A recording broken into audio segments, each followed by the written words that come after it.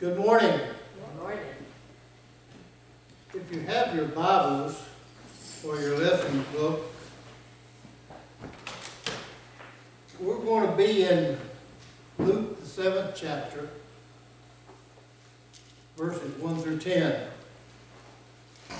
Our title of our lesson today is going to be Humble Faith. Humility is a word that a lot of times we ask ourselves many a time, do I have enough humility in my life? In our introduction, let me ask you this question.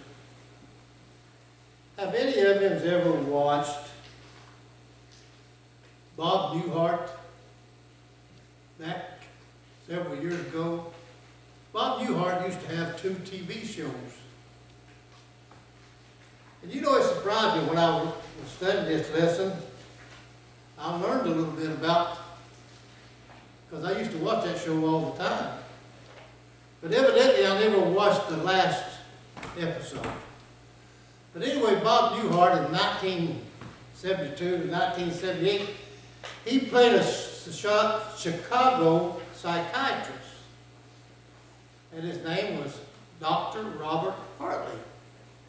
It was a fairly decent show. I liked it and I watched it.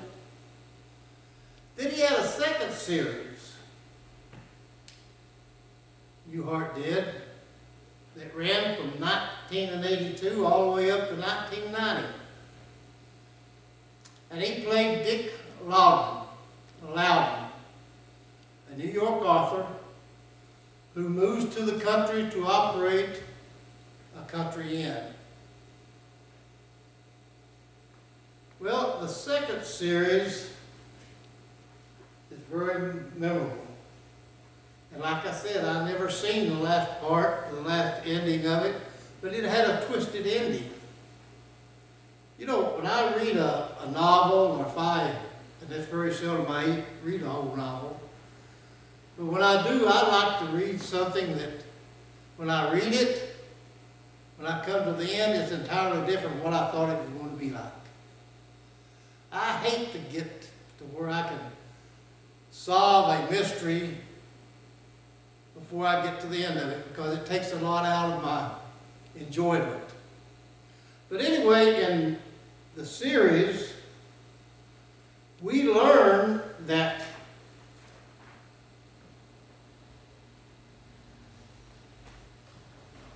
in the last series, it takes us back to where Newhart, as he plays the psychologist, we're in his bedroom. And all of a sudden he raises up into his bed and he looks over to his wife and he said, you know, I had the awfulest dream ever was. And it is. Well, according to the writer, the way it ends is that all of these episodes that we've been watching for over 8 years were just dreams that he had actually had. And when he wakes up, he tells his wife, he said, I had all these dreams. So, you know, we like a little twist in our everyday life. But you know, also, we are bad, not only as far as the twist, but we're bad as far as stereotypes.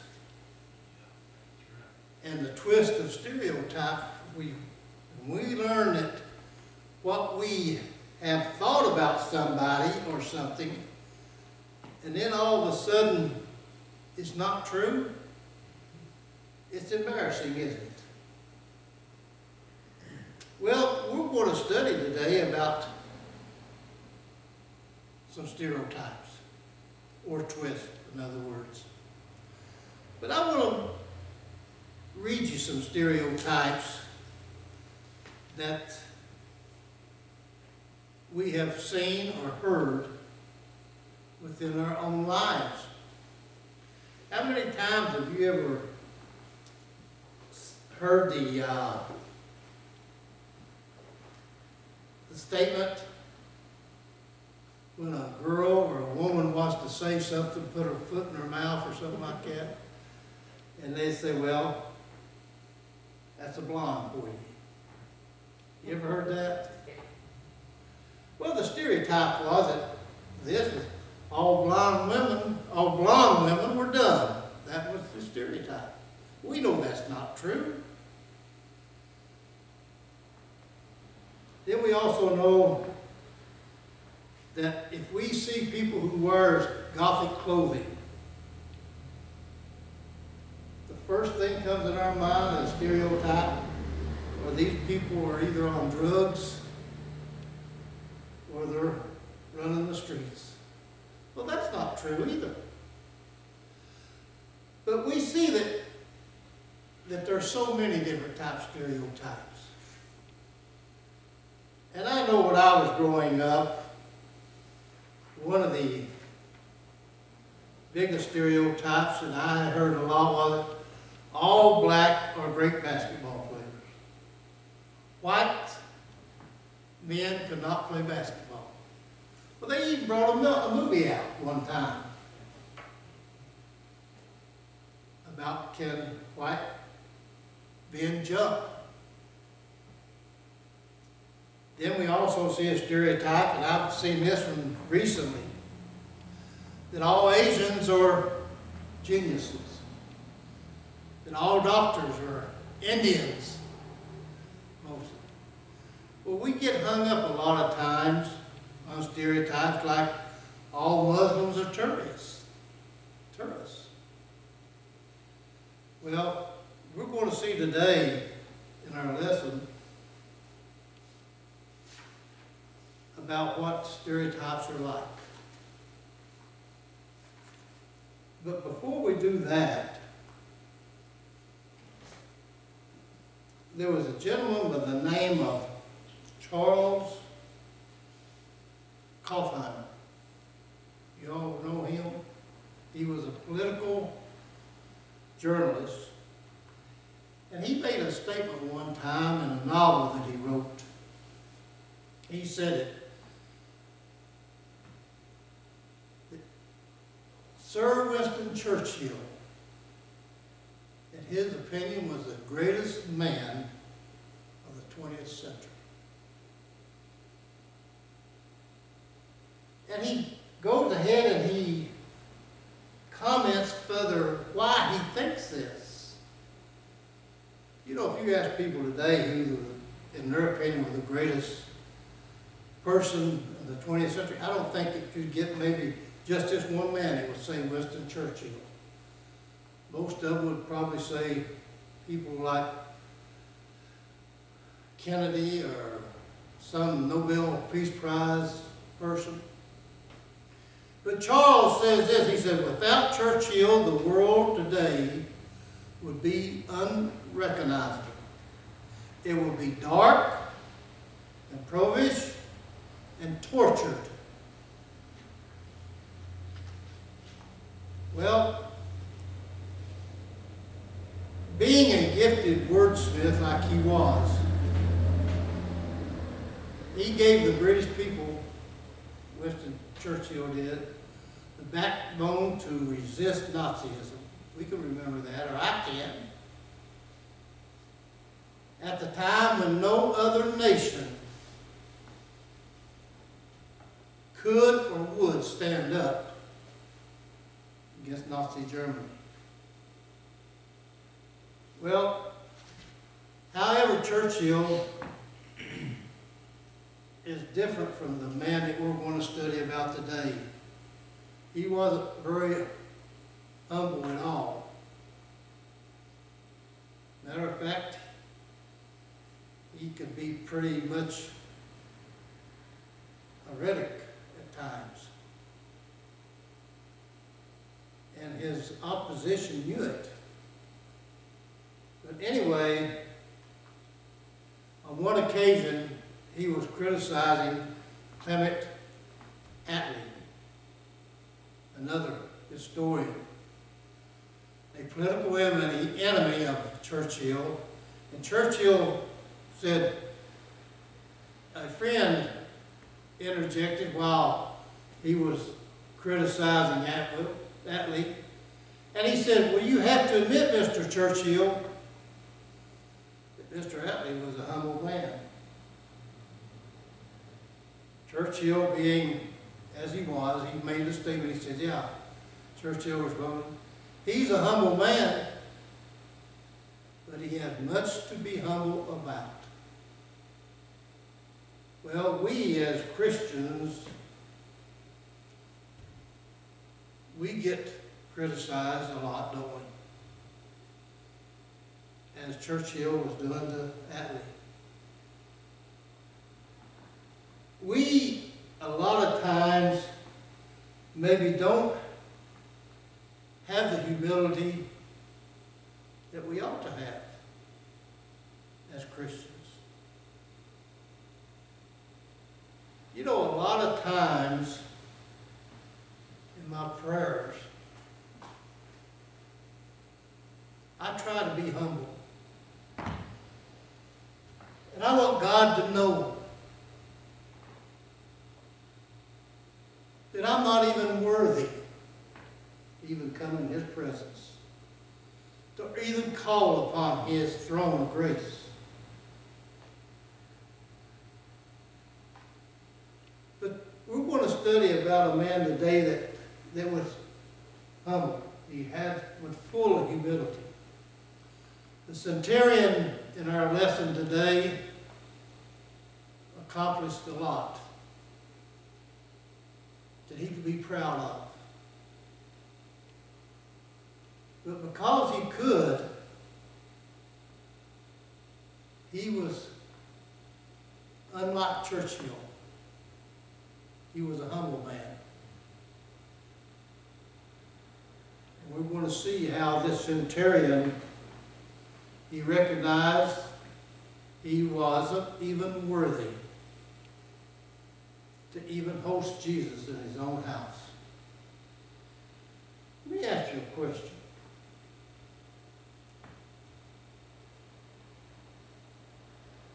Would you, if you had an opportunity, would you like for Jesus to come to your house today? Could you be humble enough to say, yes, you can come, but I'm not worthy enough to have you under my roof? This is the way the centurion was. He had heard about Jesus. He knew who Jesus was. But yet he was humble in his heart. And we want to see now in Luke 7 in our lesson, there's something that takes place close to Capernaum. Capernaum was a place that Jesus in his ministry made it his home during his ministry in Galilee. He traveled all up and down the coast here, through here in his ministry, through his life. We're somewhere into the second year here in Jesus' ministry. Well, what takes place in Luke 7? We see in Luke 7 this. When Jesus had finished saying all this to the people who were listening to him, he entered Capernaum. Now, we have to go back about 2 chapters, or 1 chapter. What had Jesus just finished up with? Well, if you go back to Matthew and Luke both, you will find that that in those verses that Jesus started out in Luke 7 with what? The Beatitudes, doesn't he? Now,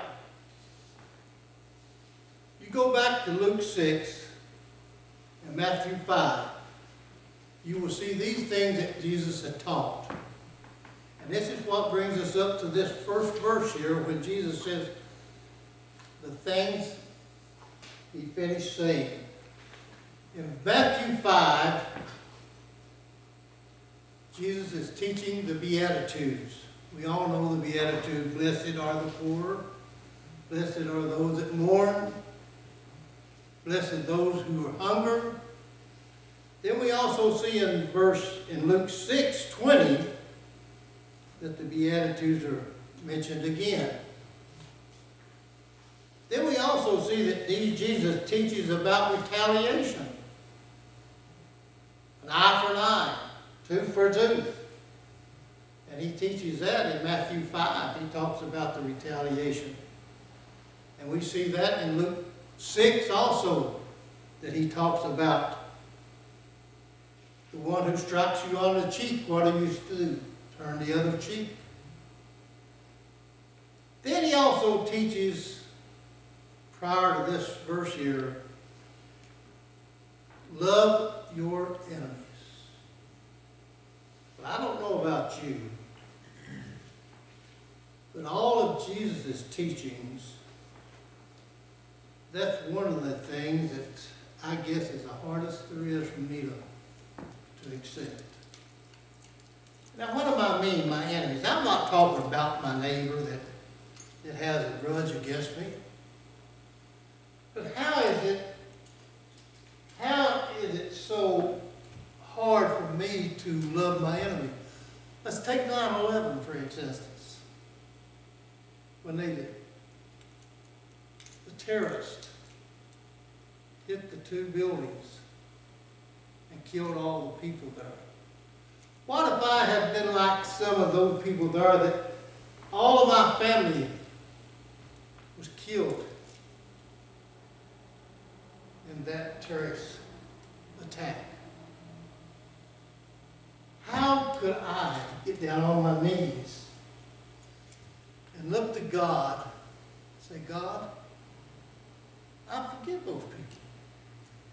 It's hard for me to accept the fact from a Christian life how much forgiveness there has to be in our hearts to forgive people who we know that's out to destroy us. It's out to destroy our nation even. Out to destroy our families. But that's what Jesus taught just before we get into our lesson here. He was teaching this, that we are to turn the other cheek. We are to forgive. And he even goes on farther in his teachings. And he says this, if you cannot forgive others, then don't expect God to forgive you. It takes a humble person, a very humble person, to look to God and truly from the heart say, God, I forgive my enemies. When I was studying this lesson, reality hit me. I remember watching a court case in the last 2 weeks where this young lady, and I believe with all my heart that she told the truth, that she went into the wrong apartment and she killed a young black boy. I don't think it was malice on her part, but yet it was murder. What brought it about, we will never know. It's between her and God. We don't know what caused it. But the thing that was so that struck home to me when I read this, turn the other cheek, forgive. The boy's own brother.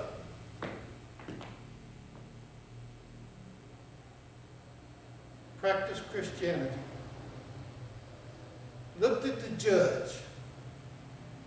He said, I have no malice against her. I forgive her.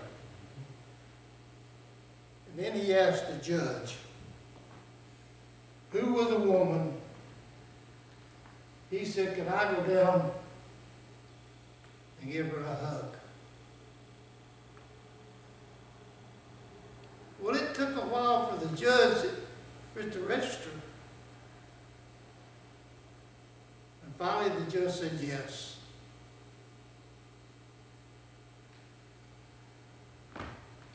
The two of them embrace. Now this to me is what Jesus was talking about when he said, turn the other cheek, forgive your enemies. This woman, this police woman, was an enemy to his family because she had killed his own brother. Out of that whole family, he was the only one that could forgive this young girl. Then it struck me. It's not impossible. All it takes is to really know and be part of Jesus Christ.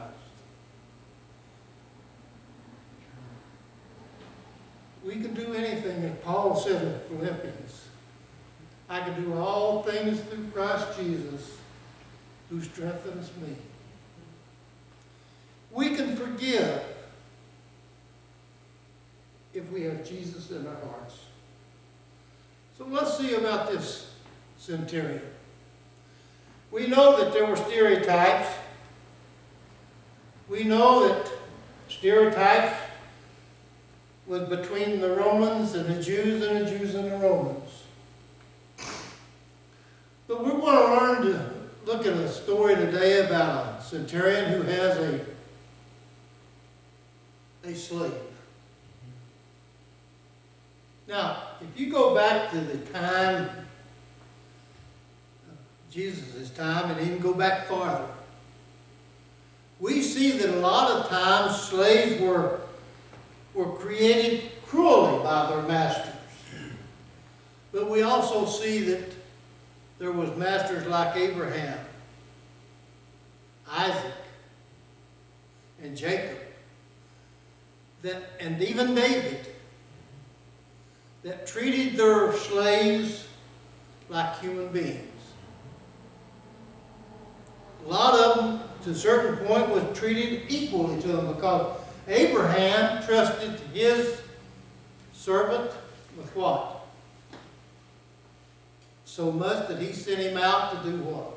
To find a wife for his son. So we see here a centurion by name, and he's a Roman ruler. He's a centurion in the Roman army. And the stereotype at this time that Romans were no good. They were rebellious conquerors that hated the Jews. That was the stereotype from the Jews' side. From the Roman side, the Jews were considered as being a religious fanatics, at all time rioting against the Roman Empire. But this centurion had a slave.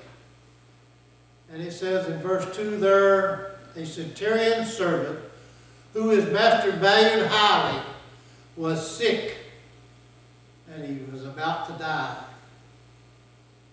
Well, the centurion knew who could take care of the problem, didn't he?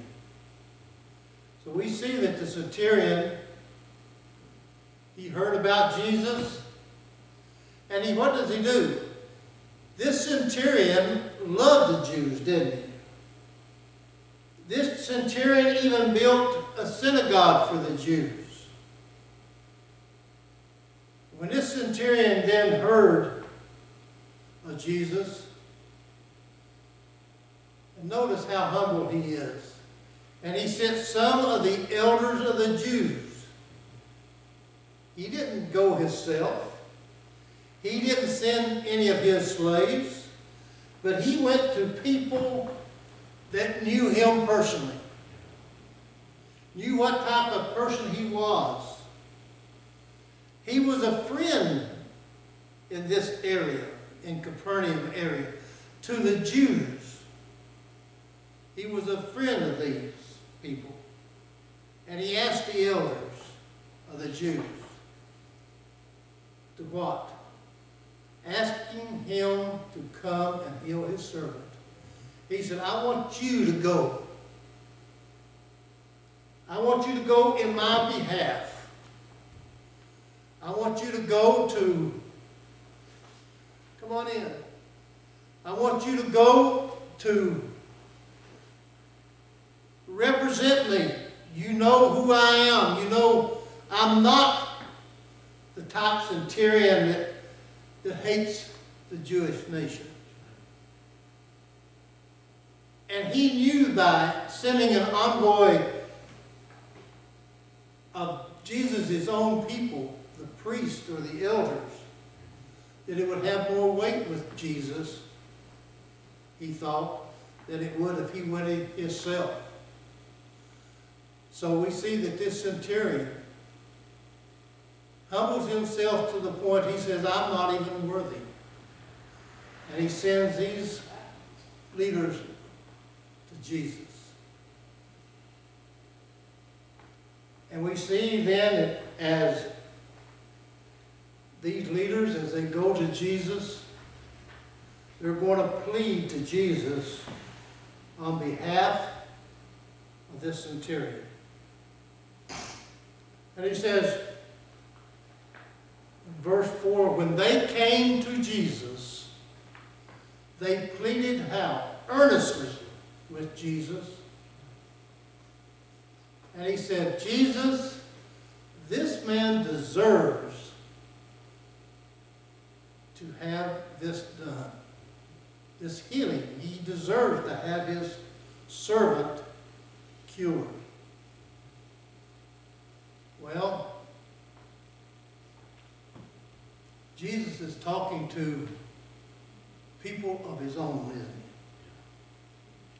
We don't know who the elders was, but I assume in my studies, and I believe it, these men that he goes to could have been priests there at that synagogue that he had built for them. But anyway, he asked these guys, these men, and when they come to Jesus, they don't ask, they plead to Jesus. They plead from the bottom of their heart for a man that's done so much for the Jews in this area. He said, Jesus,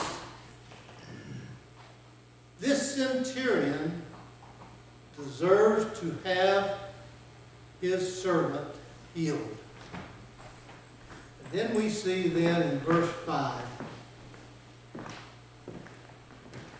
what they say to Jesus. Why? Listen to this. They're going to tell Jesus now why they feel like that this centurion needs his servant healed.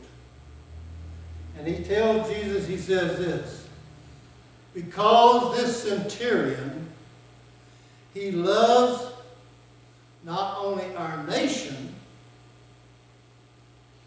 and notice it's a different stereotype. The Jews had a stereotype against the Romans that they were no good, that they hated the Jews. But now Jesus is learning that this one centurion loves the nation of Israel. And not only does he love them, he went out and he even built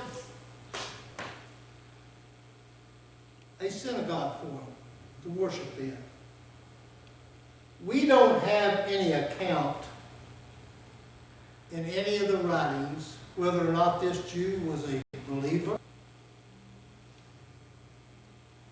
of the Jewish religion, or whether he just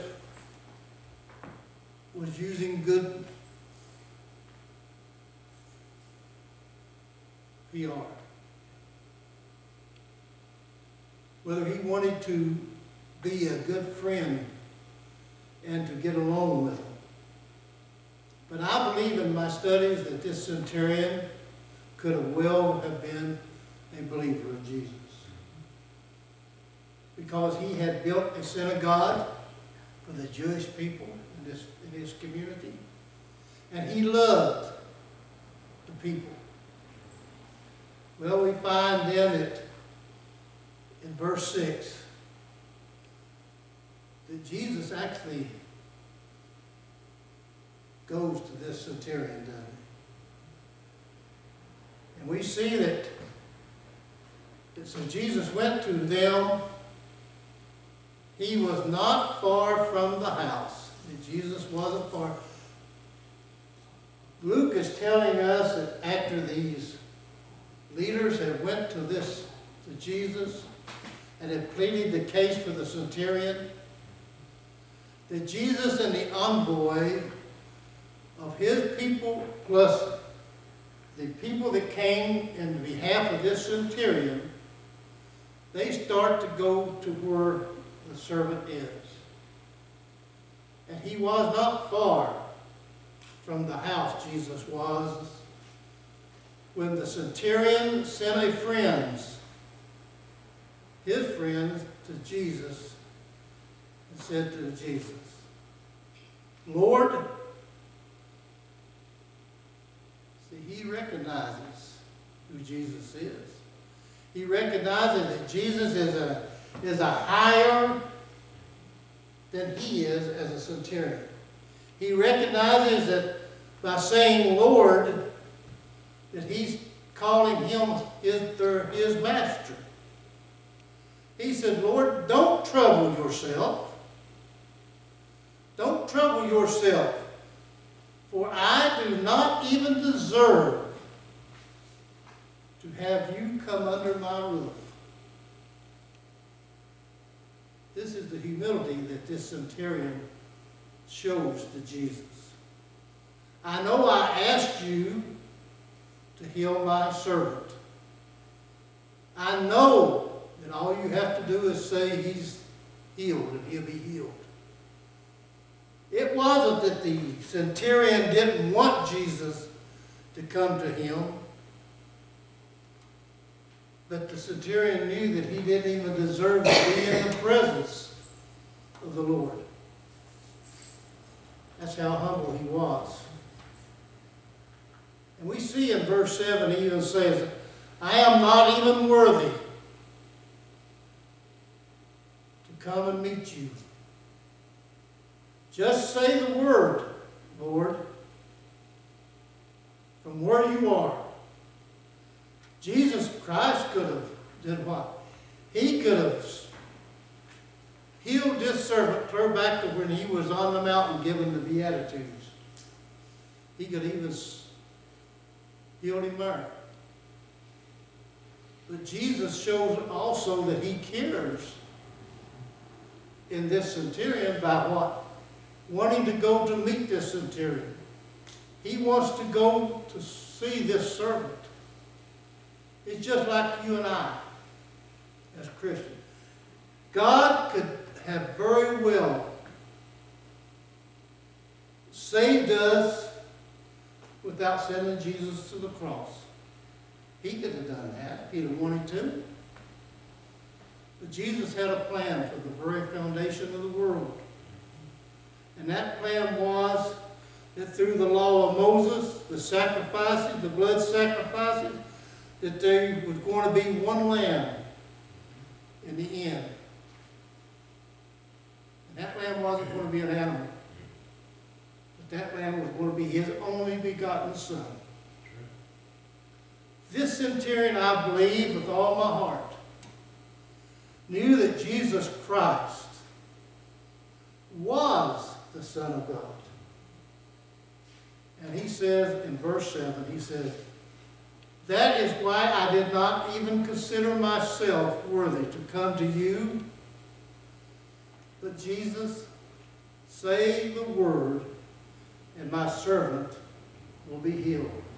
Not only was this centurion humble, not only was this centurion friends of the Jewish nation, but the centurion also had faith. Believed in Jesus Christ and believed that Jesus Christ, that all he had to do was say, "You're healed," and his servant would be healed. Then this centurion looks at Jesus and he begins to tell Jesus this. He says, "For I myself am a man under authority." In other words, he was what? He was a man under authority from somebody else, wasn't he? "With my soldiers under me, I have authority over them. And I tell this servant one thing, and he goes and does it. And he goes, and that one comes. When I call, he comes to me. And when I say to my servant, 'Do this,' the servant does what I ask him to do." The centurion is telling Jesus, "I'm under you. You're a master, but I'm like you to somewhat. I have people who respect me as I respect you." And he's telling me, he said, all you have to do is just say the word that my servant is healed, and he'll be healed. Jesus is impressed now as he looks at the centurion.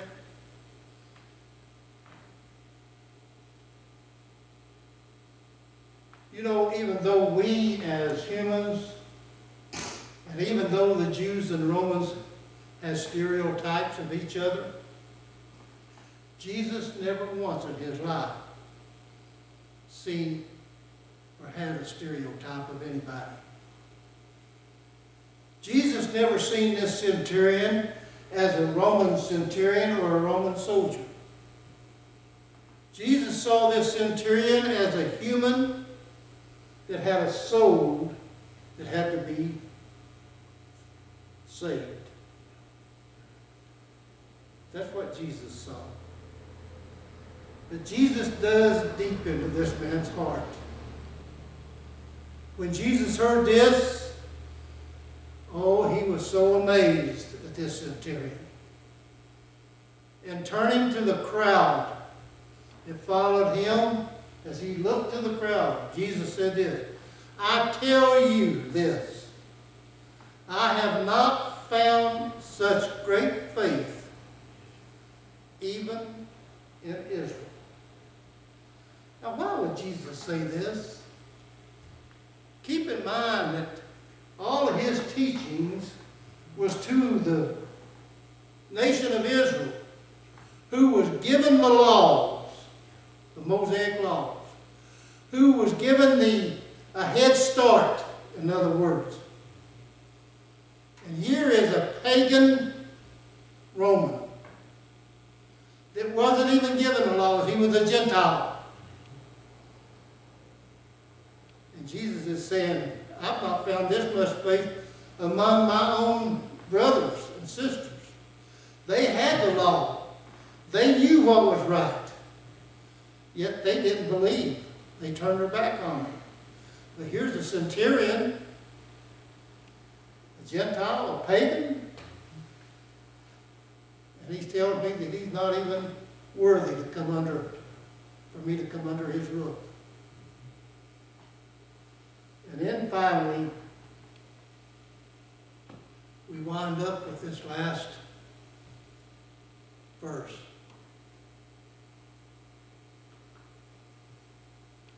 Then the men who had been sent returned to the house.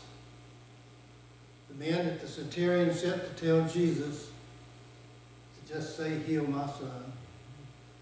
They go back home and they find the servant is well.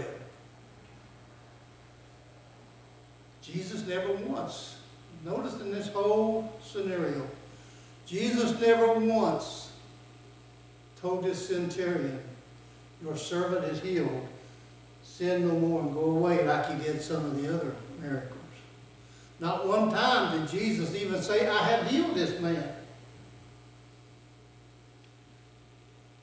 But this centurion knew in his heart that Jesus had healed his servant.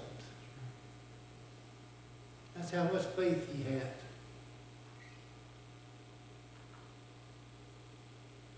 The writer tells us about a situation that happened in his own life.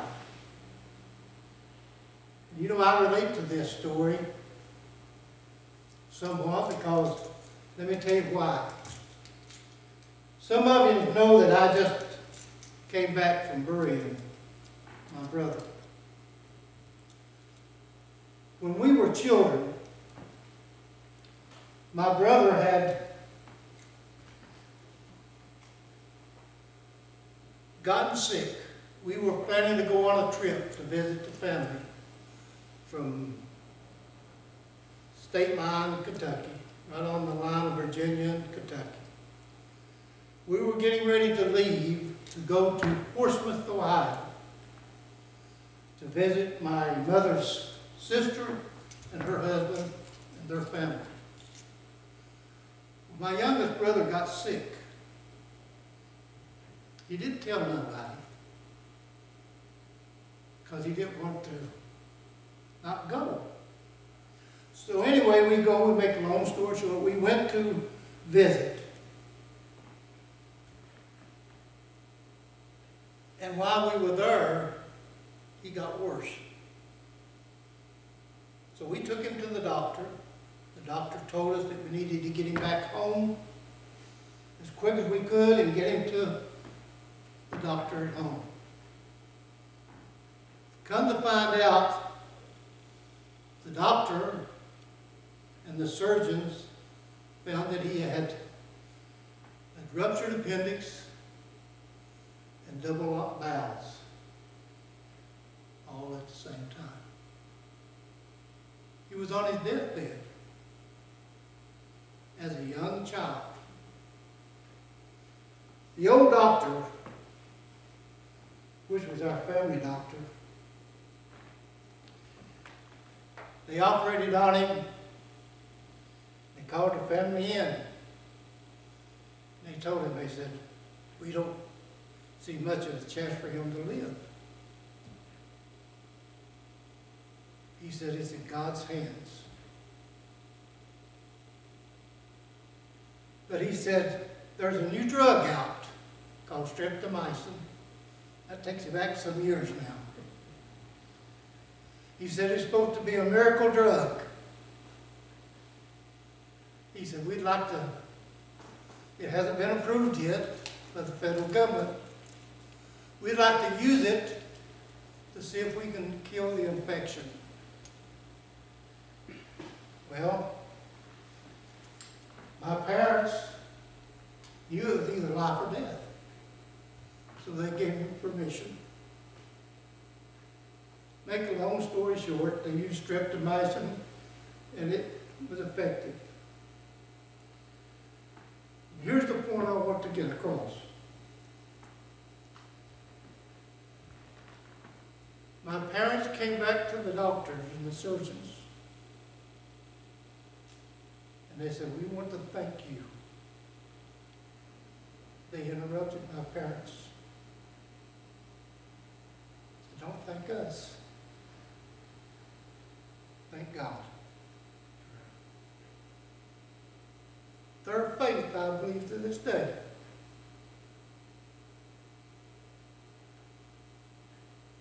Along with that medicine,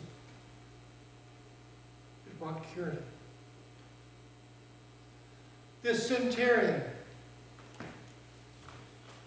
had so much faith also that God could do anything he wanted to do. And I believe through his faith that he showed God that you don't have to be a Jew to believe. And we see that in Luke, in Acts 10, don't we? Cornelius' household. Even though Jesus Christ came to this earth, to the Jews, God's plan was this. If they did not accept his Son, he would extend his grace and salvation to the Gentile world. Well, we can have a lot of stereotypes in our lives. Let me say this. If you ever have a stereotype, let me have it, say this one. If you want to have one, then have this one. That no matter what happens, God is King of kings and Lord of lords. And he will make everything right. He didn't say he was going to make everything right for us here on this earth. We might go through the ocean of hell here on this earth. We might be punished. We might have diseases. But what God said is this. Through your faith in me, I will make a home for you after this world. So that's what I want to leave with you. It's not that your faith is going to get you through here. Your faith is going to get you to your new home. And not only just your faith, you have to do what God says to do. In Revelations, he says this. If you will be obedient, in the end, there will be a crown of life. So that's what I want you to take this morning. As this centurion's faith, build on your faith also. Thank you so much.